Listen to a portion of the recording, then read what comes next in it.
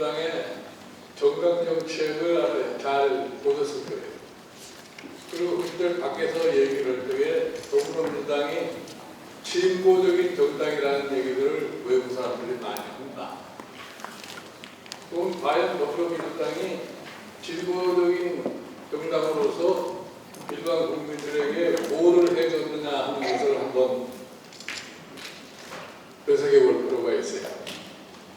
나는 개인적으로 우리나라의 정당의 지금까지 국가 운영의 실체를 자세하게 들여다보고 또 분석도 해보고 왜 우리나라의 정당이 실질적으로 국민들에게 와 닿지를 못하고 이 정치권이 국민들로부터 상당히 배관시당하면서 지낼 수밖에 없는 그러한 형편이 됐느냐를 늘 생각합니다. 그러면 진보정당이면 진보정당으로서의 가치를 구현을 해야 되는데 사실 지금 이 더불어민주당의 변신이었던 과거의 국민의힘, 새천년민주당, 당명이 그렇게 바뀌어왔어요. 그 다음에 또 열린우리당, 여러 가지 당명을 거쳐서 오늘날의 더불어민주당까지 왔는데 그 내용을 들여다볼 것 같아요. 항상 진보적인 사람들이 모여있는 정당, 또 이념에 상당히 투철한 정당. 그렇게 밖에서는 심지어 어떤 얘기까지 듣냐 할 것 같으면 더불어민주당은 상당히 좌쪽으로 기울어져 있는 정당. 이렇게 얘기들을 많이 해. 그래서 사실 내가 여기 1월 15일 날 더불어민주당이 항상 어렵고 혹시라도 이 당이 와해가 되지 않을까 하는 이런 시점에서 제가 이 더불어민주당에 오게 된 기본적인 계기가 뭐냐면 당의 발전하는 모습을 보니까 당이 금방 와해가 될지도 모른다는 이런 생각이 들었어요. 당시에 탈당 사태가 매우 심각하게 일어나고 있고 이런 상태가 지속된 것 같으면 저당이 민주정당으로서의 생명을 다할 수도 있다 하는 이런 생각이 들었는데 그때 뭐라고 내가 나 스스로를 여기 물어봤냐면 저당의 역사를 볼 것 같으면 한 70년 가까운 역사를 간직을 했는데 그렇게 이렇게 나락에 떨어져 버릴 것 같으면 한국 정당의 큰 변화를 가져올 수밖에 없지 않겠느냐는 이런 생각을 합니다. 그럼 그 변화라는 게 뭐냐? 다시 말해서 야당의 존재 자체가 희미해지는 그러한 결과를 가져오고 있습니다. 그러면은 야당의 존재가 희미하게 되면은 그럼 나라는 어떻게 될 수도 있을 것입니다. 야당이 없으면은 결국 가서 여당이 장기적인 집권을 할 수밖에 없는 그러한 실정인데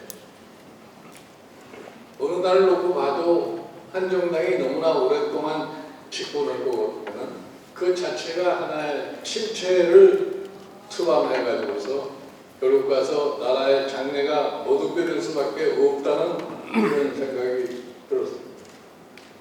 그때에 대한 우리나라의 영국 이코노미스트라는 잡지의 특파원을 한 사람이 쓴 우리나라에 대한 책이 있어요. 여러분들 보셨는지 모르지만 거기 즐거움이 없는 나라, 그래서 기적을 이뤘는데 즐거움이 없는 나라. 그 책을 보면 내용 중에 이런 게 있어요.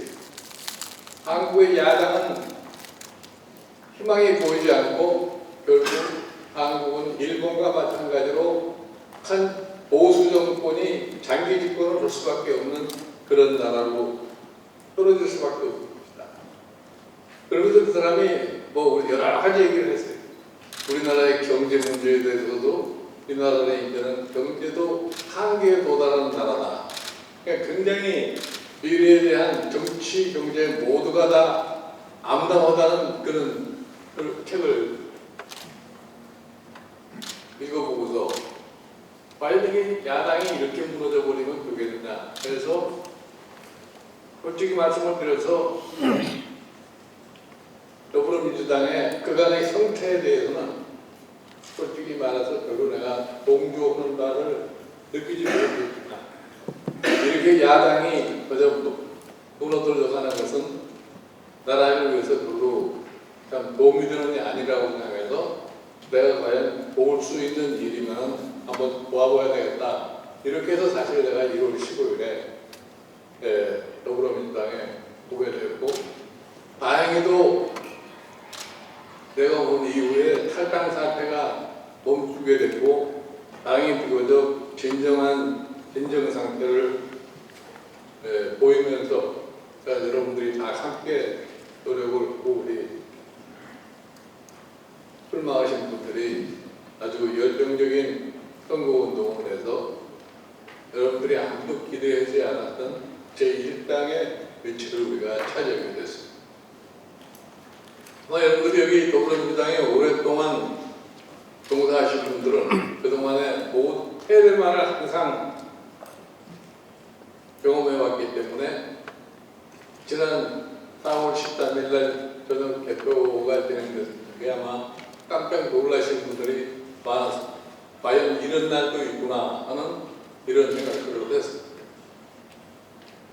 그래서 지금 제1당이라는 위치를 가져오고 참 오래간만에 야당이 국회의장을 만들어내는 그러한 지금 기쁨까지 맛보게 된 거다는.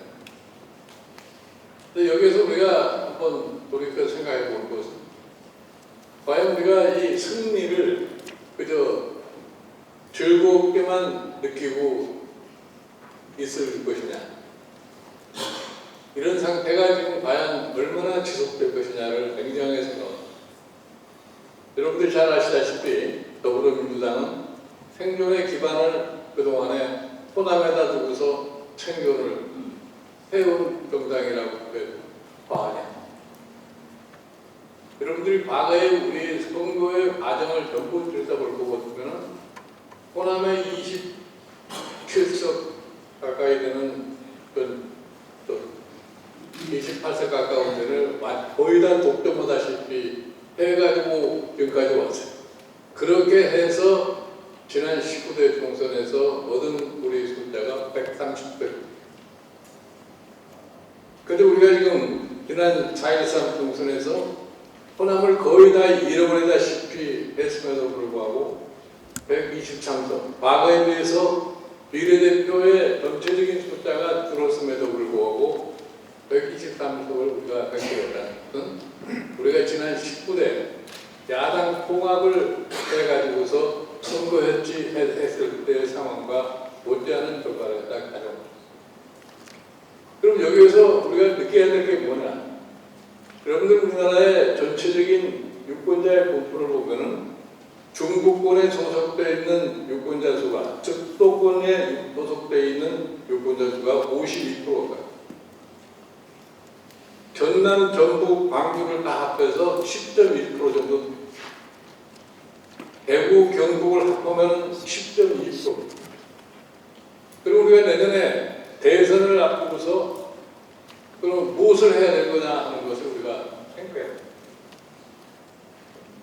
제가 이런 소리 할 것 같으면은 또 엉뚱한 반응을 보이시는 분들이 있지만 우리가 알고 지나가야 되기 때문에 제가 분명하게 우리가 앞으로 대선을 맞이하는 그런 과정에서 이번 4.13 총선을 바탕으로 해서 그동안에 우리가 우리 거라고 생각하다가 잃어버린 이 호남의 터전을 다시 어떻게 하면 우리가 장악할 수 있겠나. 그걸 장악을 하지를 못해가지고는 대권 승리를 갖다 할 수가 없습니다. 그렇다고 해서 우리가 호남을 잃어버렸다고 해서 거기에 맥을 먹고 하고 아무리 다른 짓을 해도 돌아선 마음이 금방 돌아오진 않습니다. 그럼 우리가 무엇을 해야 할 것이냐? 이 중부권에서 그러면 왜 더불어민주당에 이게 이렇게 많은 의석을 배분해서 이거에 대한 우리나라대로의 참 조심스러운 접근을 있어야 됩니다. 그렇게 해야만이 우리가 이거를 보존하면서 추가적으로 표를 갖다가 확장을 했을 적에 내년 우리가 대선을 장악할 수 있다. 얘기다. 그런데 지금 우리 현재까지는 우리 당이 그래도 비교적 총선 이후에 안정된 모습을 보이고 조용한 분위기를 갖다 보이기 때문에 외부에서 느끼는 사람들이 아주 이상하게 생각할 경우에 어떻게 이렇게 밤낮 싸움질만 하던 더불어민주당이 최근에 와서 이렇게 조용해졌을까? 근데 조용한 것이 항상 좋은 게 아닙니다. 그러니까 최근에 와서 어떤 느낌이 드냐면은 더불어민주당이 이제 역동성이 보이지 않는다. 내년 이제 선거를 앞두고 더불어민주당이 역동성을 발휘해서 지난 4월 13일의 선거 결과를 또 확대해 나가는 그러한 모습이 보여야 되는데 그게 잘 보이지 않는다. 그게 물론 그 역동성을 보이는 사람들이 이번에 당선돼서 올라온 현역 의원들, 각 지역의 또 이 지역 책임자들, 그 다음에는 여기 앉아 계신 여러분들이 내년 대선을 겨냥을 해서 우리가 무엇을 할 것인가를 상상해내고 그거를 일반 국민들이 느낄 수 있도록 우리가 노력을 해야 되는데 그런 것이 잘 보이지 않는 것입니다. 제가 언젠가 한번 여러분들한테 이런 얘기를 했어요. 정당으로서의 존립의 가치를 유지하려고 하면 정권을 창출을 해야 된다.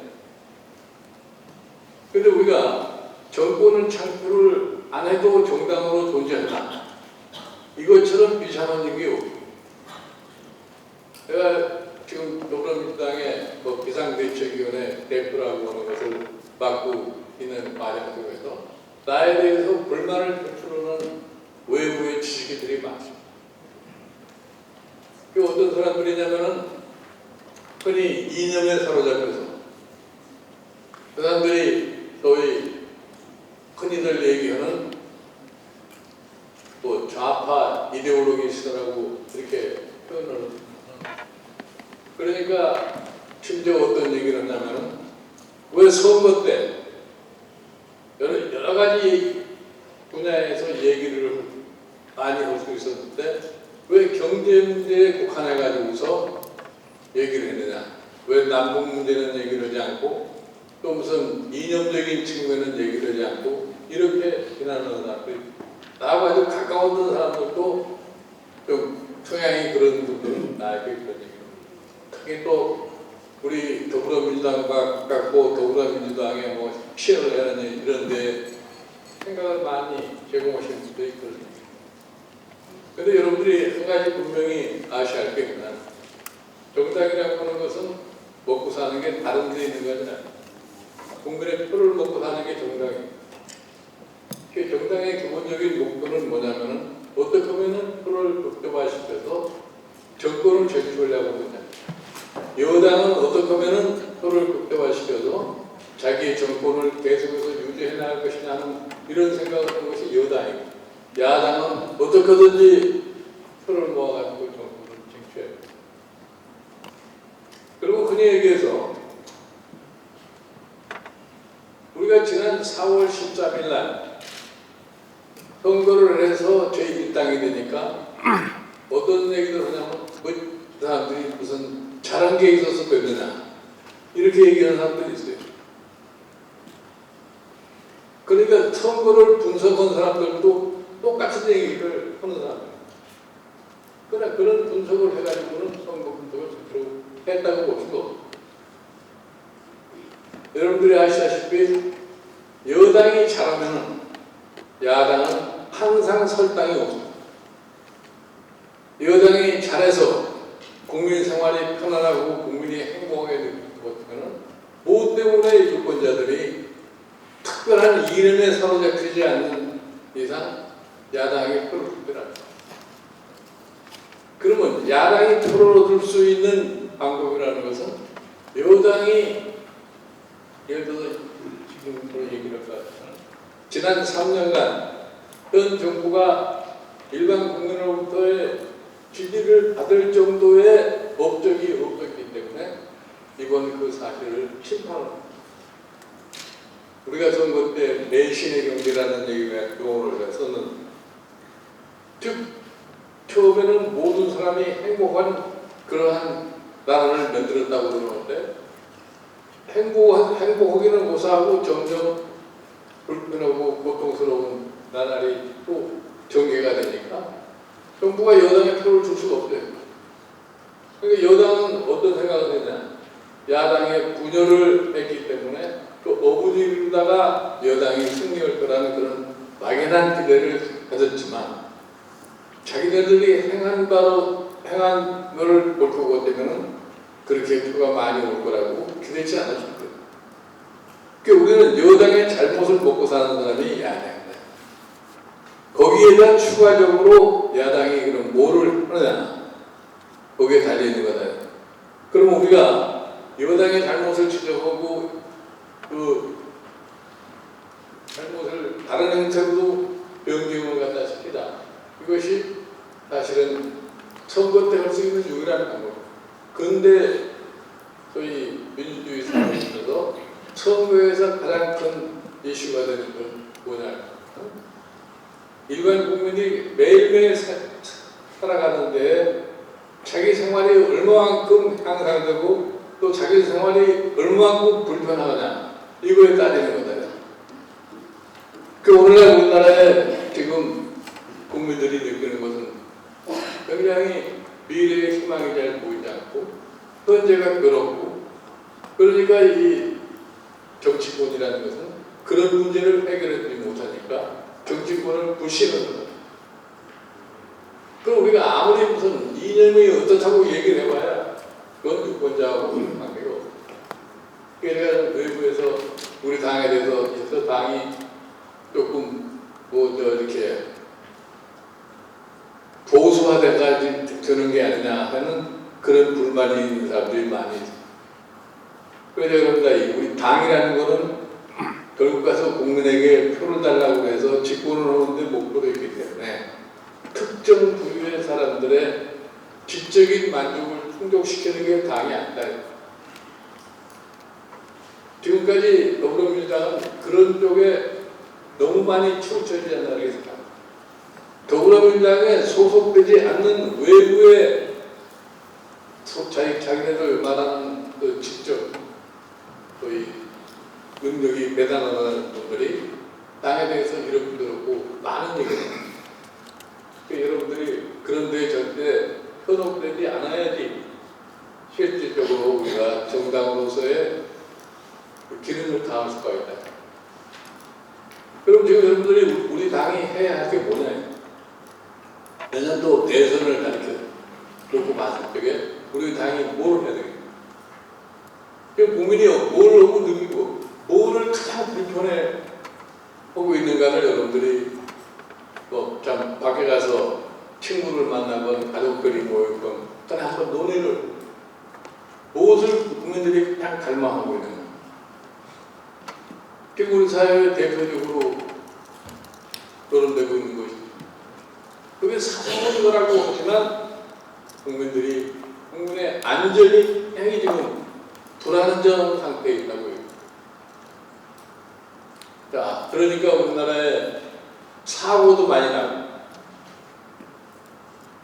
자살하는 사람도 많이 나고 근데 우리가 국가는 국민의 안전을 위해서 뭐를 하고 있느냐 하는 걸 그렇게 물을 수밖에 없어요. 국가가 그거에 대한 기본적인 책임을 지는 것이 국가가 해야 할 과제인데 각자 도생하게 내버려두자. 그러니까 무슨 이 파리목성처럼 두고 가는 이런 것도 국가가 저는 별로 관심을 갖지 않아요. 이것이 지금 우리 사회가 가장 지금 국가에 대해서 정부에 대해서 요구하는 세금은 내는데 우리가 낸 세금을 가지고 우리가 당신들이 우리 세금을 가지고 우리 국민을 잘 관리해달라고 그래서 세금을 내고 있는데 당신들이 우리를 잘 관리하고 있느냐? 이거에 대한 회의가 굉장히 많다. 그리고 이제 세 번째로 보니까 여러 가지 문제가 많이 생겨나는 것 같은데 또 사회 정의, 우리나라의 정의를 바로 세워야 할 우리 거의 사법의 도라고 하는 것이 최근에 와서 이게 정상이 아니다는 거예요. 그러면 정의는 누가 지켜줄 것이냐? 여기에서 국민의 불만이 호출되고 있는 거예요. 그런데 그런 거를 제대로 인식을 해야 할 정치권은 과연 그런 문제에 대한 인식을 얼마나 갖고 그런 문제 해결을 위해서 얼마만큼 노력을 하느냐. 그런 얘기를 아무리 해도 정치권이 전혀 반응, 국회의원들 뽑아서서 우리의 권익을 대변하라고 얘기를 했는데 당신네들 국회 가서 뭘 하느냐. 그러니까 최근에 언편증 그런 사례가 나옵니다. 정치 하시는 분들이 스스로의 한번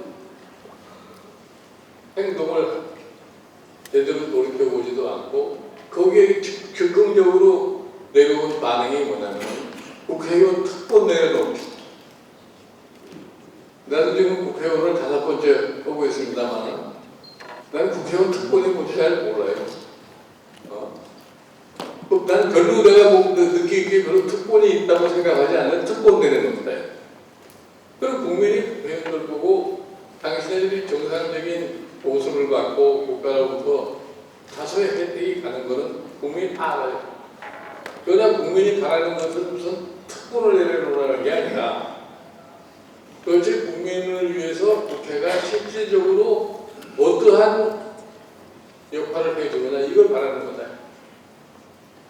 그러니까 쓸데없는 구호만 외치고 무슨 사건이 발생 나면 그때는 확 떠들다가 그러고 난 다음에는 그저 일이 있었는지 없었는지 잃어버리고 지나가 버린다.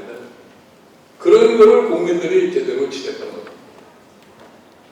과거에 우리가 노무현 대통령이 이런 얘기 본 적이 있어요. 일을 해보려고 하니까 권력이 시장으로 넘어가 버려서 아무것도 할 수가 없다. 그거는 권력을 장악하는 사람으로 헐소리가 나요. 권력이라는 걸 왜 줬느냐? 국민의 힘으로 권력을 줬으면 가서 느끼기에 권력이 시장으로 넘어간 것 같으면 넘어간 권력을 다시 찾아와야 되잖아요.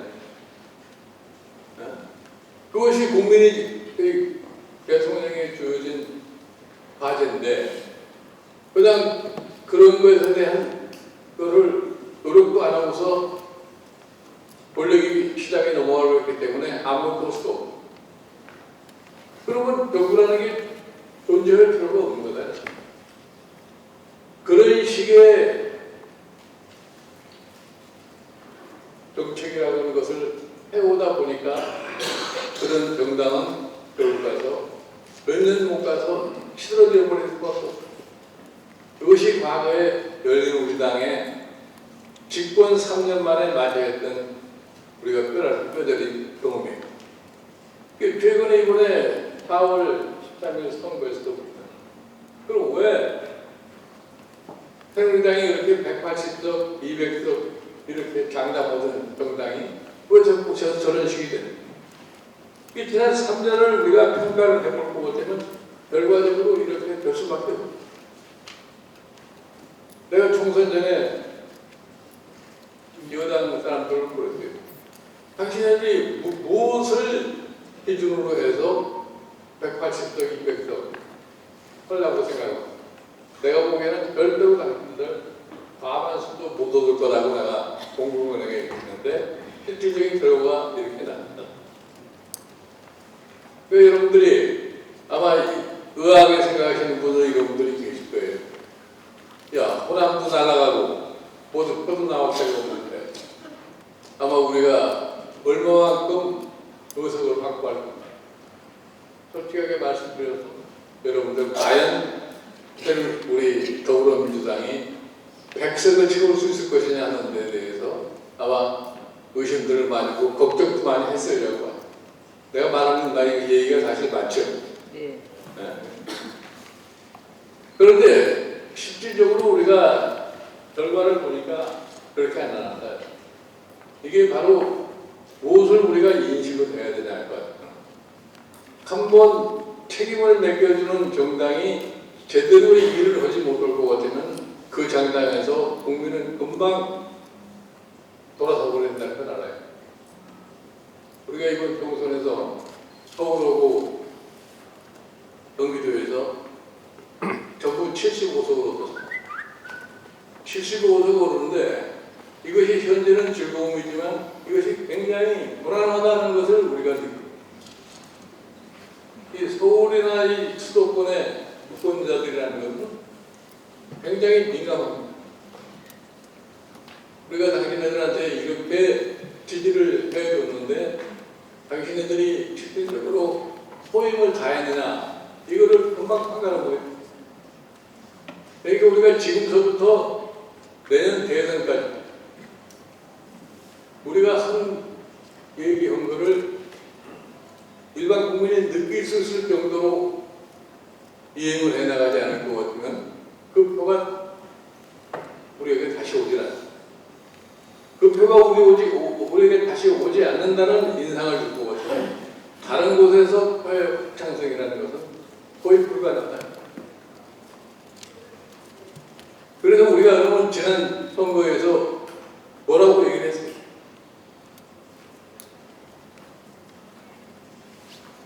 다른 당에 비해서 우리의 선거 보호가 분명해요. 우리가 문제는 경제고 이 경제의 문제를 풀려면 여러분들이 투표로 우리를 지지를 해줘야니 그 경제 문제가 풀린다고. 나는 유세하면서 서울서 이런 얘기를 했어요. 과거의 우리나라의 선거의 유형을 쭉 돌이켜볼 거거든요. 서울의 유권자가 총선에서 의사표출을 가장 강력하게 했을 적에 대한민국의 정치가 여는 겁니다.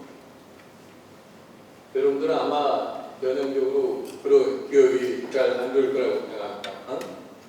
예를 들어서 우리가 1958년 4대 국회의원 선거, 1971년 8대 국회 선거, 78년 10대 선거, 그 다음에 1985년 12대 국회의원. 이때 서울의 유권자가 표출한 선거의 결과라고 하는 것이 대한민국을 기본적으로 변화를 시킨 겁니다. 아니, 정치적인 큰 변혁을 만들어 온 것이 서울시 유권자들의 투표 성향입니다. 그런데 이번 선거에서 이런 정치는 이제 정치적인 민주화까지 도달을 했으니까 우리가 한 지금 50년, 60년 가까이 내려오는 이 경제적의 틀, 경제정책의 운영을 바꿔야만이 우리나라가 지금 직면하고 있는 경제 문제를 해결할 수 있기 때문에 이거를 바꾸려면 결국 가서 정권의 주체가 바뀌어야 됩니다. 정권의 주체가 바뀌려고 할 것 같으면 결국 가서 여러분들이 표로다가 이거를 심판을 해야만이 바뀔 수 있다 이렇게. 그래서 우리가 그런 약속을 했기 때문에 우리는 그걸 철저하게 이행하는 모습을 보여야 돼요. 그래서 이번에 14대 국회에서 당선돼서 의회에 진출하는 이제 의원님들은 그거를 제대로 인식을 하고 지금서부터 1년 동안 내년에 대통령 후보가 확정이 되고 대통령 선거에 들어갈 때까지 이 사람들이 얼마만큼 그 문제를 해결하려고 노력하느냐 하는 것이 국민 눈에 보여야 돼요. 그래서 여러분들도 아마 당직에 맡고 계시면서 과연 우리 의원님들이 실질적으로 선거에서 얘기했던 그 과제를 얼마나 충실하게 이행하고 있느냐 이것에 대해서 굉장히 감시의 눈을 보내는 것이 당을 위해서 참 큰 일을 할 수 있는 거라고 저는 생각합니다. 만약에 그것이 제대로 되지 않으면 유권자는 금방 도망가버려요. 걔네 우리 정책이 사람들 보고도 그렇게 얘기를 합니다. 여러분들 우리가 이 시장에 가서 돈을 버는 기업들을 놓고 봤을 적에도 유권자의 기호가 맞는 상품을 시기적절하게 출하를 해줘야만이 그 기업이 돈을 벌 수 있고 그 기업이 그래야만이 장기적으로 안정적으로 존재가 가능합니다. 그래서 정당도 마찬가지입니다. 국민들이 배워오는 그 분야가 아무리 사소하다고 해도 그러한 것이 어떤 어디든 지금 일반적으로 생각해 조금 전에 얘기한 대로 국민의 안전 문제가 굉장히 심각한데 그거는 우리의 정치인이 해결할 그런 과제가 아니야. 그러고 적당히 넘어가면 절대로 국민이 그런 정당에 대해서 표를 주질 않아. 그래서 우리가 지금 이 선거를 하는 과정에서 알아요. 세상이 그렇게 변했다는 걸 여러분들이 좀 터득을 해요. 여러분들이 지금 20세기의 사고방식 가지고 21세기의 정치를 못한다는 건 알아요. 근데 내가 당이나 우리 당에 소속되는 우리 의원님들을 접해보면 아직도 사고가 과거의 사고에 너무 많이 쏠려 있다는 것을 느껴요. 여러분들이 흔히 언론 보도에서도 알고 책을 보시는 분들도 알겠지만 21세기의 특색이 뭐냐? 21세기가 지금 들어온 지가 벌써 16년이 됐어요. 21세기 벌써 가장 대표적인 특색이 뭐냐면 지식, 정보화 사회라고 해요. 그러면 지식, 정보화 사회라는 것은 무엇을 교육 수준은 높아지고 정보는 모두가 다 공유한다고 하는 것을 뜻하는 거예요. 더군다나 요새는 인터넷 이런 것이 발달을 해가지고서 이 스마트폰 하나만 가지면은 지금서부터 15년 전에 미국 대통령만이 가질 수 있는 정보를 스마트폰 소유자 모두가 다 가질 수 있다. 그러니까 지금은 소용볼 수가 없어요.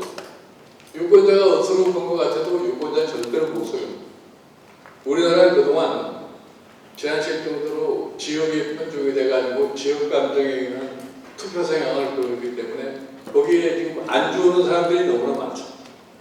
그러나 그것도 점차적으로 좀 변화하고 있다고 하는 것을 우리가 머릿속에 가져야 돼요. 그러니까 과거에 어느 특정 지역에 우리가 집착을 해가지고 의석을 차지하고 대통령 선거를 이기고는 그런 사고를 갖다 가지고서는 우리가 미래의 선거를 절대 할 수가 없고 그러니까 국민이 정치하는 사람들을 얘기하는 것보다 앞서서 생각할 수 있다는 걸 생각을 해요. 그러고서 정보와 지식사회가 되니까 특히 자라나는 젊은 세대들은 무엇에 대해서 가장 관심이 많아요. 무엇을 가장 불만스럽게 생각합니다. 비민주적이고 그 다음에 불균형에 대해서 가장 관심이 많아요. 왜 많은 불균형이라고 얘기를 하면서 불균형을 해결할 생각을 안 한다. 그러니까 이게 비단 우리나라뿐이 아니라 미국이나 유럽이나 최근에 와서 이 자본주의 경제를 가지고 있는 지금까지 성공한 나라들 이 사람들이 지금 미래가 불안하다고요. 왜? 불균형이 너무 심해. 양극화가 너무 심해. 이 양극화가 너무 심하니까 어떻게 갈까? 이 양극화를 어떻게 해소를 해야 되느냐? 여러분들 이번에 새누리당이 선거 때 뭘 잘못된 줄 아세요? 새누리당에서 선거대책위원장이라고 경제 전문가를 한번 모셔다가 우리 더불어민주당에 공격수로 내세운 사람이 뭐를 주장하냐? 돈을 풀어서 대기업에 돈을 많이 대주면 고용 문제를 해결하겠다고. 그런데 그런 얘기를 국민이 있질 않느냐? 왜 안 믿느냐? 지금은 대기업에 돈이 들어가면은 대기업은 그 돈을 가지고 투자를 한다는 얘기인데, 투자를 하면은 고용이 늘어나는 게 아니라 고용이 오히려 줄는다 이거. 왜냐? 여러분들 최근에 우리 대기업들이 점점 더 경쟁력이 떨어지고 하니까 국제시장에서 시장을 자꾸 내줘야 돼. 그러니까 지금 세계적으로 유행하는 디지털화 해야 되니까 생산을 디지털하고 생산을 거의 로봇으로 대체하고 인간을 대체하니까, 그러니까 거기는 투자를 하면 할수록 실업자를 멘트될 수밖에 없다. 이런 얘기를 하니까 국민이 그걸 받아들이지 않는 거예요. 어? 그러니까 국민은 변하고 있는데 정치인은 그 변화를 모르고 거기에 따라가려고 할 거고, 결국은 국민은 거기에 대한 반응을 보일 수밖에 없다. 그래서 조금 전까지 얘기했지만 과거에 노무현 대통령이 권력이 시장에 넘어갔다 이렇게 돼서 아무것도 할 수 없다. 여러분들 아마 몇 분은 내 책을 아마 읽어보신 분들이 계실 거예요. 왜 경제 민주화를 해야 되느냐 하는 책 제목이 있거든요. 권력이 시장에 넘어가는데 그 권력을 다시 찾아 올라갈 것. 결국은 경제 세력이 시장을 압도하고 있는 것을 해소를 시키려면 경제를 민주화를 하지 않으면 안 돼. 예를 들어서 정치의 민주화가 뭐냐? 정치를 민주적인 방법으로 안 하고 독재 혹은 권위주의적으로 다스리기 때문에 정치를 민주화하는 것과 마찬가지로 몇몇 경제 세력이 시장을 장악할 것 같으면 경제가 정상적으로 가동이 될 것 같지만 공급에 가서는 경제가 안 돼요. 결국은 불균형이 심해가지고서 부익빈, 분익빈 이렇게 될 것 같아요. 불균형이 심하다니까. 요새 흔한 말로 이 디지털화하고 로봇화하고 하니까 점점 사람은 필요 없게 되고, 그 필요 없게 된 사람은 결국은 소득이 없어질 수밖에 없다. 이렇게 불균형이 될 것 같으면 기계는 살 수가 없어요. 사람이 돈을 써야지 물건이 팔리는데 사람이 돈을 쓸 수 없을 상태에 빠질 것 같으면 뭐가 되겠습니까? 그래서 이 문제를 제대로 해결을 하려고 할 것 같으면 경제를 좀 이렇게 정치 민주화를 하니까 모두가 자유로워지고 정치가 그래도 순리대로 가는 것과 마찬가지고 경제도 민주화하지 않으면 안 된다. 그러니까 그러니까 여러분도 똑같을 거예요. 경제 민주화라는 말이 무슨 말이야? 내가 어디 TV 방송국에 인터뷰로 나왔더니 경제 민주화를 나한테 물어보더라고. 경제 민주화가 뭐냐? 그래서 그 질문하는 앵커한테 당신 정치 민주화는 아느냐고 물어봤어. 그렇게 별로 다른 얘기를 못하고 그냥 질문을 하다 말아버려요. 그와 마찬가지로 이 경제를 어느 특정 세력이 딱 장. 내가 지금 최근에 와서 걱정하는 건 뭐냐면 이번 13대 국회, 아니 이제 20대 국회가 성립하고 나니까 벌써 국회의원들에 대한 성분을 분석을 하는 거예요. 이 사람은 기업에 프렌드리 하느냐, 이 사람은 기업에 프렌드리 하지 않느냐, 이런 거를 검열을 하는. 여러분들 오늘날 미국에서 샌더스라는 영감님의 돌풍이 부는데 그 샌더스 돌풍의 원인이 어디 있다고 생각합니다.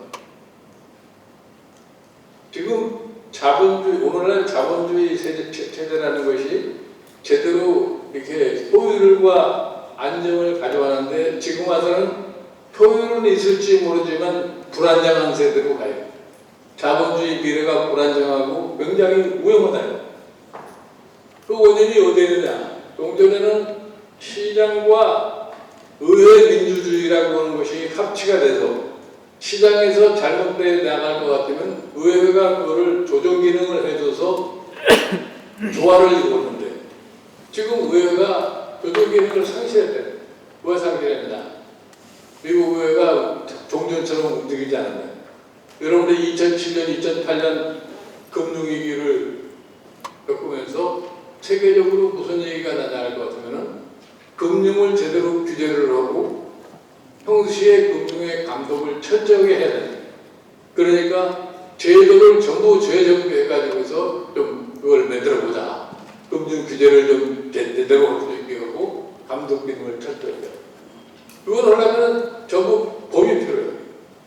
그 법을 만들 수 있는 곳은 어디냐 할 것 같으면은 의회가 법을 만드는데 의회의 70% 가까운 의원님들이 자기네들 정치 자금을 어디에 기반을 두고 있냐면 미국 월가에 의존하고 있다. 그러니까 월가에 의존하고 있기 때문에 월가의 로비에 의해서 미국 의회가 그 기능을 상실하고 있다. 그러니까 이 샌더스 같은 사람이 그거를 부르짖고 나오니까 그 열풍이 갖다 부르. 여러분 트럼프라는 사람이 왜 갑작스럽게 이렇게 유명해진 줄 알아요? 이 사람이 미국 중산층, 커뮤니즘하는 미국 중산층의 마음을 그대로 대변해주는 막말을 하기 때문에 그 사람이 이렇게 승승장구하게 되는데 가장 대표적인 게 뭐예요? 자기보다 더 훌륭한 공화당의 후보들을 가리켜서 그 사람이 처음부터 산대 찌르면서 뭐라고 하냐면 당신들 이렇게 많은 선거 비용을 갖다가 모금을 해가지고 대통령 되고 나서 그 빚 갚으려고 그러면 어떻게 일을 하게 되냐. 그 말에 미국의 지금 불만에 가득한 중산층이 트럼프를 적으로 옹호하기 때문에 결국은 공화당 대통령 후보의 반열까지 오게 됩니다. 이러한 현상이 지금 우리 사회에도 어느 정도 충만해졌다고 하는 걸 갖다 우리가 알아요. 이것이 더 오래 지나가면은 그 다음에는 무엇이 온다고 하는 것을 우리 정치권이 알아요. 그래서 우리 더불어 이 민주당은 이번 총선 때 내는 공약이 문제가 경제라고 했으니까 경제의 현상에 나타나는 문제가 뭐라고 하는 것을 적시를 하고 그 문제를 어떻게 해결하겠다고 하는 처방을 제대로 내년 대선 때까지 만들어내야지 일반 국민이 저 정당에 권력을 넘겨줘도 저 사람들이 이 문제를 해결하고 우리에게 어느 정도 희망을 줄 수 있을 것이다 하는 이러한 기대를 갖게 우리가 만들어야 합니다. 우리가 지금 4.13 선거에서 선거 결과로서 제1당이 됐다는 이러한 거의 막 기쁨에만 고치돼가지고서 이런 아니한 생각을 하는 사람도 있어요. 이번 선거를 보니까 내년 대통령 선거도 적당히 하면 정권 쟁취가 가능하겠다는 이런 지금 착각에 빠져 있는 분들이 우리 당에 꽤 많아요. 그런데 이런 사고를 갖다 가지고는 절대로 정권 창출이 불가능하다는 그런 인식을 갖다 여러분들 모두 다 갖고 여러분들도 그런 우리 정권 창출을 위해서 당이 가는 그 진로를 여러분들이 다 함께 같이 노력한다는 이런 자세를 갖다 가져주십사 하는 당부를 드리면서 오늘 강의를 마칩니다.